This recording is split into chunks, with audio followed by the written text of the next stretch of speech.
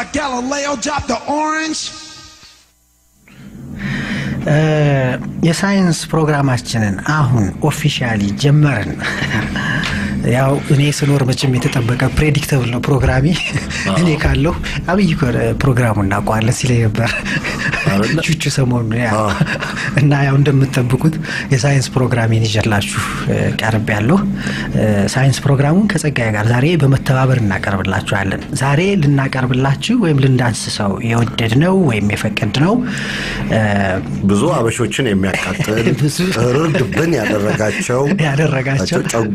የጨጓራ ህመም ወይም የጨጓራ በሽታ ዛሬ ሞደርን ሜዲሲን ወይም ሞደርን ሳይንስ ለደረሰበት ሰክሰስፉል የሆነ አኮምፕሊሽመንት ወይም የጋስትሪክ የጨጓራ ህመም ትሪትመንት እንዴት እንደደረሰ ያ ሳይንስ እንዴት እንደመጣ ወደ ኋላ ሄደት ብለን ሳይንሳዊ ታሪካዊ አመጣጡን ለመጎብኘት ወይም ለመዳሰስ እንሞክራለን የታሪኩ መነሻ ወይም መቸት ቦታና ጊዜ ማለት ነው በአማርኛ ለቋንቋ ለሂቃን ተዋለን በ1812 ዓመተ ምህረት the battle of Yurok በተሰኘ ጦርነት ለአሜሪካ ለእናት ሀገሩ አሜሪካ የተሳተፈ ዶክተር ቦንማን የሚባል ሐኪም ዛ ጦርነት ላይ ሜዲካል ሰርቪስ ለሚሊተሪ ወታደሮቹ በመስጠት ተሳትፎ ነበር ከ9 ዓመት በኋላ ይሄንን ብሔራዊ ግዴታውን ተወጥቶ ሲመለስ በ1821 አካባቢ እንደማለት ነው አሌክሲስ ሰማታ ማርቲን የተሰኘ አንድ ሰው በአዳኞች ማስኬት ሾት ተመቶ ምንድነው አዳኞች ለሌላ እንስሳ የተኮሱት ተኩስ ማለት ነው ኢላማውን ስቶ ማለት ነው ሰውየውን አገኘውና ሆዱን በሌላ አባባል በጣም ዲስክሪፕቲቭ እንዲሆን ቦድስ ወጣለው ምንድነው የሆነው ስኪኑን የጨጓራውን ሆዱ ጋር መስሉን እንዲሁም የጨጓራውን የተወሰነ ክፍል ይዞት ሄደ ማለት ነው ስለዚህ ሰውየው ቁስሉ ሊድን በማይችል ሊጠግን ወይም ሊሸፈን በማይችል መልኩ ሆዱ ክፍት ነበር ስለዚህ ሰዎች እዚህ ሐኪም ጋር ወይም ዶክተር ቦንማን ጋር ሰዎች ይዘውት መጡ ማለት ነው ስለዚህ እምናየው ዛሬ ይሄ ሰውዬ ሆዱ የተከፈተ ሰው ለሳይንስ ያደረገውን ኮንትሪቢዩሽን እና ያኛው ሐኪም ይሄ ፔሸንት ሲመጣለት ምን አይነት ኦፖርቹኒቲዎችን አድቫንቴጆችን ተጠቅሞ የዚህን በሽተኛ ከዚህ በሽተኛ ማለት ነው ለሳይንስ ምን አይነት ኮንትሪቢዩሽን እንዳደረገ ለማየት እንሞክራለን ሰውየው ሆዱ ተከፍቶ ስለነበረ በሜዲካል አባባል ጋስትሪክ ፌስቱላ ይባላል ሰውየው ሂዩማን ቴስት ቲዩብ ነበር ማለት ነው በህይወት ያለ ኤክስፐሪመንት የሚደረግበት በህይወት ያለ ትክክለኛ ልክ እንደ ኬሚስትሪ ኬሚካሎች እንደሚጨመሩበት ሪአክሽን እንደሚካሄድበት ነገር ትክክለኛ ላይቭ የሆነ ሂዩማን ቴስት ቲዩብ ነበር ወይም በሌላ አባባል ሌሎቹ ሰዎች ሊቪንግ ኦርጋን ዶነር ይሉታል ሰዎች ከሞቱ በኋላ አይናቸውን ልባቸውን ኩላሊታቸውን ሌሎች በሽተኞች ዶኔት ያደርጋሉ ይሄ ግን እንዳለ ህይወቱን የሰጠው ይሄ ሰው ማለት ነው እና nobody in the history of science has seen እንዲህ አይነት እንትን ማለት የተከፈተ ሆድ ውስጥ ማለት ነው ለቁርስ የበላው ምግብ ልክ ተመቶ ሲመጣ ሆዱ ተከፍቶ ማለት ነው ተመቶ ሾት ተደርጎ ሲመጣ አልጋ ላይ ተኝቶ ሆዱ ውስጥ ይካሄድ የነበረው ዳይጀሽን ይታያል ምግብ እንዴት እንደሚፈጭ ጨጓራ ውስጥ ማለት ነው እና ማንንም ሰው ከዚህ በፊት በሳይንስ ታሪክ ውስጥ እንዲህ አይነት ነገር ዊትነስ አድርጎ አይቶ አያውቅም ነበር እና ሰውየው ሐኪሙ ማለት ነው እማልድን ከሆነ በሽተኛው እማልድን ከሆነ እባክህን ላከኝ ማታደነኝ ከሆነ ላከኝ ሲለው ኖ አልልክህም you are a medical wonder ይለዋል እንዲህ አይነት ሰው አይተው አያውቁም በቅድም እንዳልኩት በሳይንስ ታሪክ ይሄ ሰውዬ ስለዚህ ያደረጋቸውን 3 ሜጀር ኮንትሪቢዩሽኖች ብዙ ነገሮች እንትን ብሏል ኢንታየር የጋስትሪክ ፊዚዮሎጂ ቡክ ማለት ነው ዛሬ በሳይንስ ዓለም የሚታወቀው ዋናው ስለ ጋስትሪክ በሽታ ህመም ትሪትመንት የምናቃቸው ነገሮች ይሄ ሰውዬ ይሄ ሐኪምና ይሄ ፔሸንት ኮንትሪቢዩት ካደረጉት ነገር የተገኘ ነው እና ሞር ኦፍ ፔሸንት ቱን የማስገደድ ነገር ነበር በሐኪሙ ሳይድ ማለት ምክንያቱም የዛን ጊዜ ፔሸንቶችን ፕሮቴክት የሚያደርግ ሲቪል ራይት እና የመሳሰሉ እንዲህ አይነት ሂዩማን ራይትስ አልነበሩ እና 3 ኮንትሪቢዩሽኖችን የሜዲካል ኮንትሪቢዩሽኖችን እናያለን የመጀመሪያው ቅድም እንዳልኩት በሳይንስ ታሪክ ውስጥ የሰው ልጅ ወይም ማንኛውም እንስሳ ምግብን ከበላ በኋላ ሆዱ ውስጥ የሚካሄደው ዳይጀሽን ልክ እንደ ወፍጮ በድንጋይ የሚፋጭ የሚደቅ ነገር ይሁን በኬሚካል የሚፈጭ የሚደቅ ነገር ይሁን nobody has no idea ሞቀጫ የተወቀጠ ምንም አይዲያ ማንም ሰው አልነበረው እና ይሄ ሰውዬ ፔሸንቱ ተኝቶ ያለ ሐኪሙ ሲያይ ልክ ፈርመንቴሽን ጠላ ወይም ጠጅ ሲዘጋጅ በብል እንደሚያደርገው ወይም ቢራ ለስላሳ ሲቀዳ ፈርመንት እንደሚያደርገው እንዲህ አይነት ድምጽ ይሰማና ወደ ሆዱ ጠጋ ብሎ ሲያይ in real time ምግብ እንዴት እንደሚፈጭ ባይኑ ማየት ይጀምራል ማለት ነው ከዛ በኋላ ምን ያደርጋል አይደለም በአፉ የወሰደውን ምግብ ብቻ ሳይሆን ስጋ በክር ወይም በገመድ አንጠልጥሎ በቀጥታ ወደ ሆዱ በቀዳዳው ወደ ተከፈተው የሆዱ ክፍል በመክተት in real time ማለት ነው ላይቭ ምግብ እንዴት እንደሚፈጭ ማየት ችሎ ነበር ስለዚህ ምንድነው ይሄ ሰውዬ ዊትነስ ማድረግ የቻለው ያየው ነገር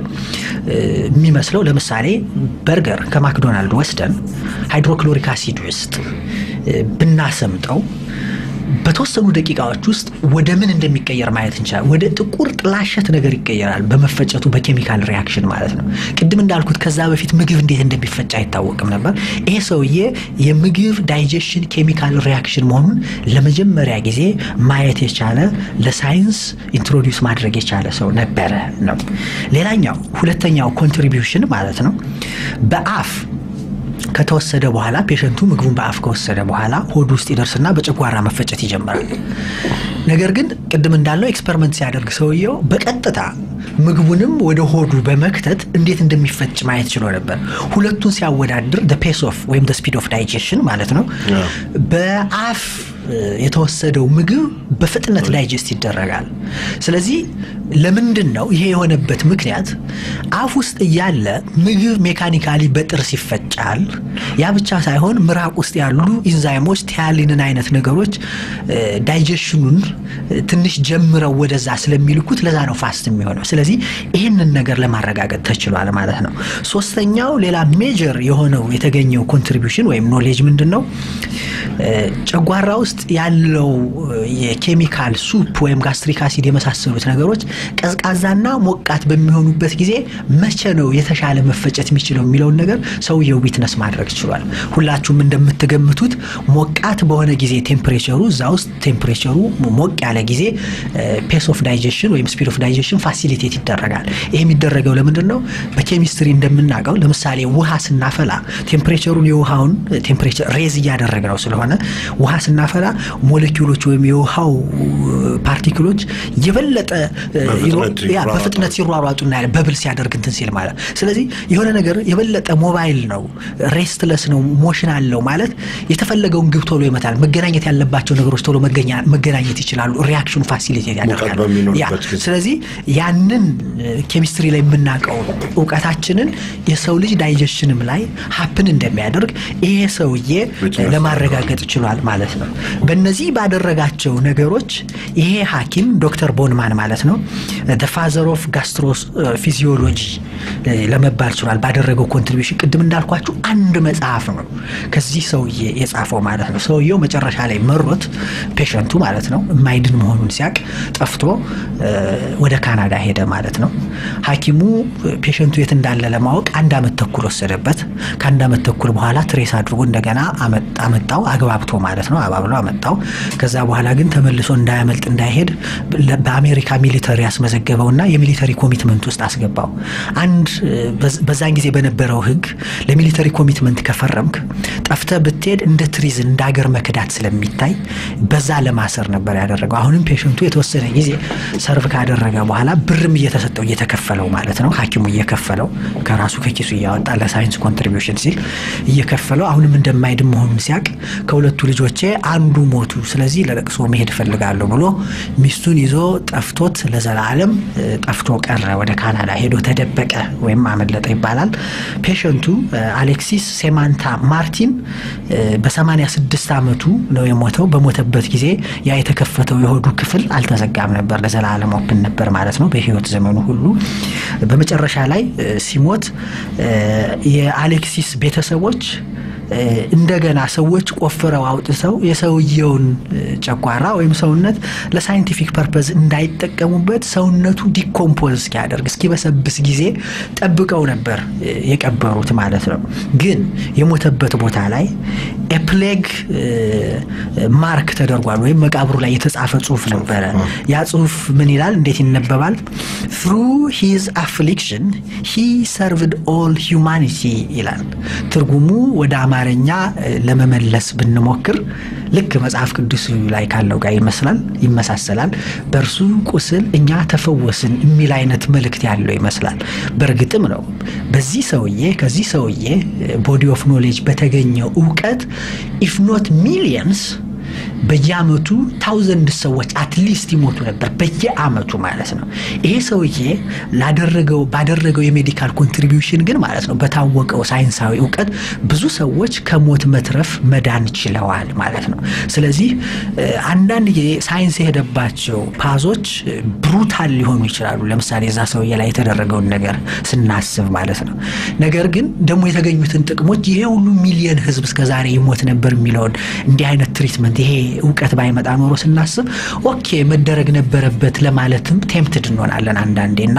ትክክለኛው መልስ አዎ መደረግ ነበረበት መደረግም አልነበረበትም ብሎ ለማለት ይከብዳል ምክንያቱም እንዳልኳችሁ ባይደረግ ኖሮ ሚሊዮንስ ኦፍ ሰዎች ይሞቱ ነበር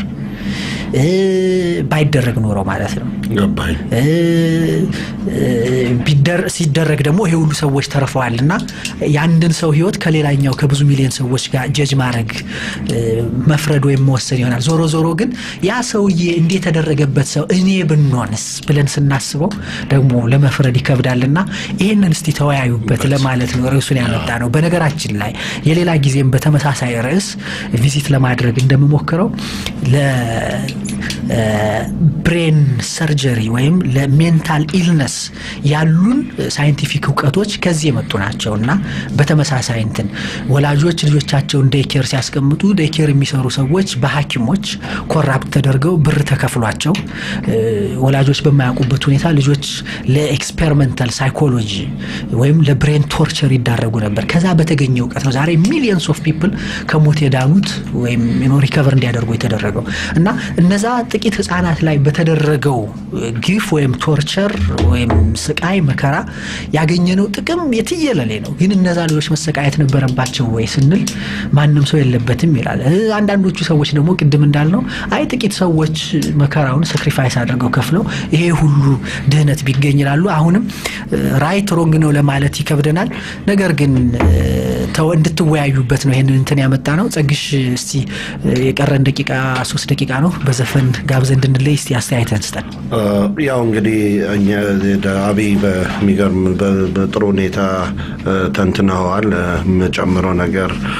የለም መሀል ላይ ለመናገር እንፈልጋቸው ነገር ለመናገር ስላንተም ያው ቀድመህ ተናገራቸው ነበርና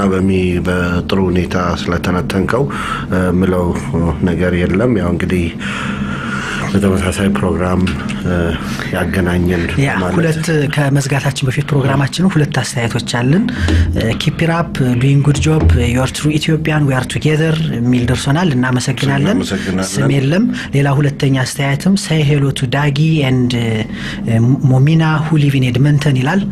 ሰላምታችንን አድርሰናል GD ይላል ጻፊው ወይም good job ለማለት ይሁን ወይም ሌላ ማሳጠሪያ ይሁን አላወቅንም ለማንኛውም ባለቤቴን ሰላም ለማል ሄሎ ዲዲ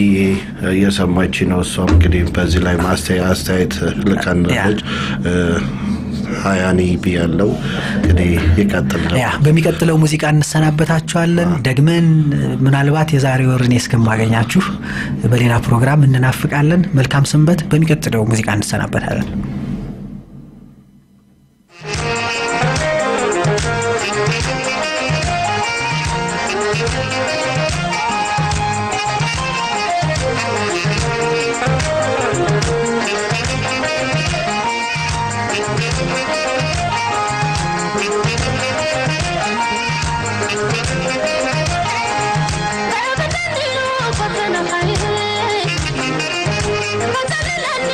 I'm